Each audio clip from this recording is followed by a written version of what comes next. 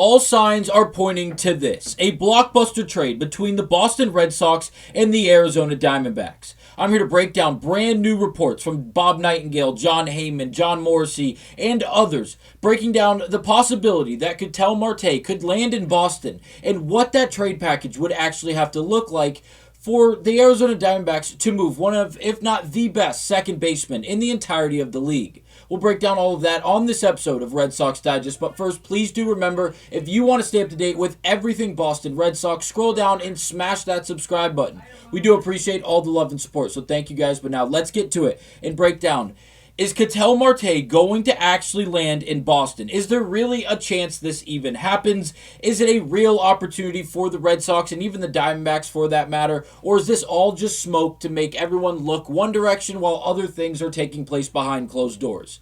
At first, it felt like there was no real way that the Diamondbacks were even going to consider moving Ketel Marte this offseason.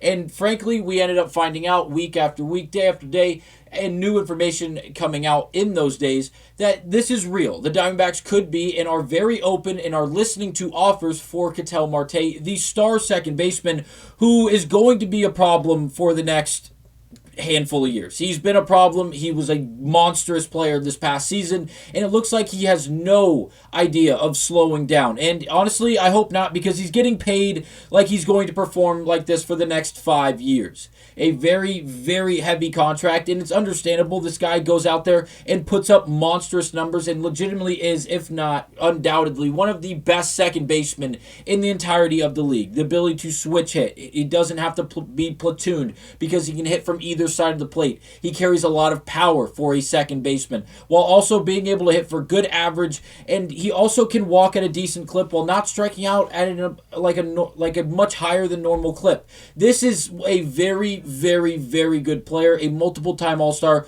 who doesn't look like he's slowing down anytime soon. So what reports do we have that are new from the ones we've broken down in the past? This tweet from Jon Heyman says, Red Sox are among teams interested in D-back superstar second baseman Ketel Marte, gives them another star option after incumbent coveted Bregman and Bichette, Mariners, Pirates, Rays, Tigers, Jays, among others that fit KM, Ketel Marte. At Bob Nightingale mentioned a couple of those teams first. Now, he's mentioned Bob Nightingale, and we are going to cite this article that was published by Bob Nightingale. This thing had bombshell after bombshell in it. So, again, if you've seen it in the past on this channel, this article for that matter, it was filmed yesterday. We're breaking down a lot of the different things that have to do with Boston. This one is specifically about Ketel Marte and what that trade package could look like. As Bob Nightingale goes on to say, the biggest star who is a realistic candidate to be traded is Ketel Marte. He comes with a relatively modest contract, $92 million, and is under control through 2031. The D-backs, however, believe now is the tie to serve ties and are in desperate need for pitching. The Red Sox, Rays, and Tigers have all checked in, with each having the pitching depth to satisfy the D-backs' needs. Now, the Red Sox are in an interesting situation because not only do they have the pitching, we all know, down in that farm system, but also they have two very, very clear trade candidates that should carry a lot of weight. And I mean a lot of weight. As Bob Nightingale would continue in this article to say, there are plenty of other trade candidates on the market. The Boston Red Sox are shopping Jarren Duran and Wilyer Abreu to clear an outfield spot. So again, another form of confirmation surrounding Duran and Wilyer Abreu, and how the Red Sox are very much open to the idea of moving one of them this offseason in order to open up spots in the outfield and get rid of the logjam, if you will, in the outfield with as much talent and the surplus of really outfielders they have on this active roster that they are not going to move before Jarren Duran or Wilyer Abreu. You guys have heard me talk about this, as well as Jace and others on this channel talk about this exact conversation ad nauseum. None of us, and I mean none of us, that are fans and supporters of the Boston Red Sox want to see Jarren Duran go.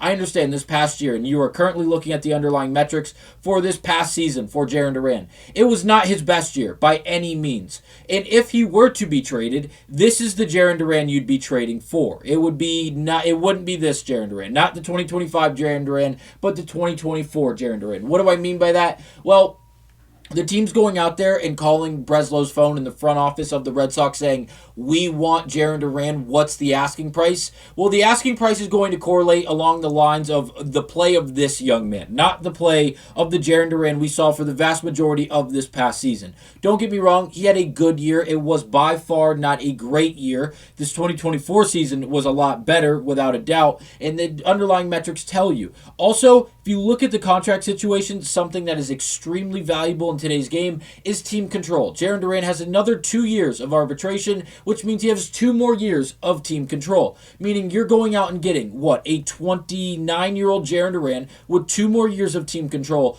who also can be the X factor on any major league team that is looking to acquire a fall classic appearance and possibly win the entire thing outright. He can be a 9-hole hitter, he can be a 1-hole guy, he can be hitting the 2, he can hit in the 7, and when he hits, if he is hitting the way we saw in 2024, it's not just the singles. First of all, singles have a chance to turn into doubles, doubles have a chance to turn into triples, and triples have a chance to turn into inside the park home runs. If you think I'm kidding, turn on the highlights. Jarren Duran has speed that is unmatched in this league. That is something that correlates from 25 to 24. The sprint speed is phenomenal, and his route around the bases is one of the best in the entirety of the league, and we watched him turn doubles into triples and triples in the inside of the park home runs multiple times this past season. If that guy is on a legitimate team, like in the Red Sox, this is why we don't want him traded, at least the vast majority of the people I've spoke to and you've heard speak on this channel, is because he's a light switch away. Like, in the sense of that light switch can turn on and all hell can break loose, and Jarren Duran can make an all-star team, get hot, win the all-star MVP because he goes yard, he steals bases, he hits one in the gap, great defensive plays covering a bunch of ground while also having an above-average arm in the outfield. This is a star player that can really be an X factor on any major league team trying to contend for a fall classic. Now, the other name, Wilyer Abreu, something along the lines of Jarren Duran, has a lot of team control, more than Jarren Duran actually. 4 more years of team control for Wilyer Abreu, and he's also 2 years younger than Jarren Duran. The underlying metrics, just like Jarren Duran, not as great to the eye test, if you will. Things were good, things weren't so good. If you look in the field, he's one of the best right fielders in the game with one of the toughest really situations playing in Fenway Park and that right field specifically. The range isn't as great as someone like, say, Don or Jarren Duran because the speed is not to the level in which those guys maintain. But the left arm, the shoulder, I don't know if you guys have watched any of it, but the dude has a bazooka attached to his left shoulder, and he can throw out anyone from any position on the field. Go at any base, it doesn't matter. Ask Alejandro Kirk how good Wilyer Abreu's arm is. If you don't know what I'm referencing, Wilyer Abreu threw Alejandro Kirk out at first base on a single hit to right field in Fenway Park. That is a real thing that happened just this past season. Google it if you don't believe me. It was a great clip. Everyone is kind of just like, how the hell did that happen? What are we doing? This looks like a video game. It kind of plays like a video game. It really does. He has a legit rocket launcher attached to his left shoulder, and that's the reason he won a Gold Glove this past year. If you look at the spray chart, he hits it dominantly to the pull side, to the right field line as a left-handed hitter. We know he carries a lot of pop despite not being the largest human being in the world. It's a very intriguing market, without a doubt. And with the way this lineup is currently constructed, the Red Sox need to do something. Now, am I saying trade both of them, one of them? No, I am not. I love the way this team is currently constructed, and I think the Red Sox can go out there and sign someone along the lines of a Bo Bichette without having to give up trade assets to get someone like a Ketel Marte. I understand there's pros, there's cons to both sides of these things. Which one would you rather have? I would love to hear it down below. I'm going to vote Bo Bichette. I'm very stuck on Bo Bichette. I love the idea of him in Boston. Ketel Marte, if he lands in Boston over Bo Bichette or anyone else, you're not going to hear a peep out of me unless it's absolutely a king's ransom that we shouldn't have given up. But Ketel Marte's a freak. He would fit in greatly within Boston. Shocker.